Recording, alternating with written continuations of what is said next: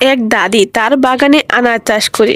গাছে অনেক পাকা পাকা আনার হয়। দাদু আনার গাছ থেকে পেরে আনার পেরে দাদু নিজে মজা করে খায়। একদিন দাদি আনার গাছের নিচে গিয়ে দেখে গাছে কোনো আনার নেই। কে যেন আনার চুরি করে নিয়ে যায়। তাই দাদি চুপি চুপি একদিন এক গাছে আড়াল থেকে পাহারা দেয় যে কে প্রতিদিন আনার চুরি করে খায়। তারপর দাদি দেখে একটি পেঁচা এসে আনার চুরি করে নিয়ে যায়। আর দাদি পেঁচার পিছু পিছু যায়। গিয়ে দেখে পেঁচাটি মা হবে, তাই ভবিষ্যতে বাচ্চাদের জন্য খাবার সংগ্রহ করে রাখে। এটা দেখে দাদি অবাক হয়ে যায়। আর একদিন প্রচুর বৃষ্টি শুরু হয় আর পেঁচার বাসায় পানি উঠে।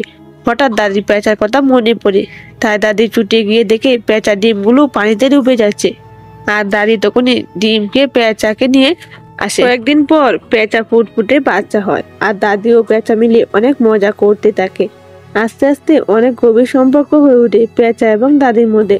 হঠাৎ দাদির মনে ঢুকে কান্না করতে থাকে, কারণ এখনো পর্যন্ত এই কষ্টের দাদি এবং পেঁচার জন্য কেউ লাইক এবং সাবস্ক্রাইব করেনি।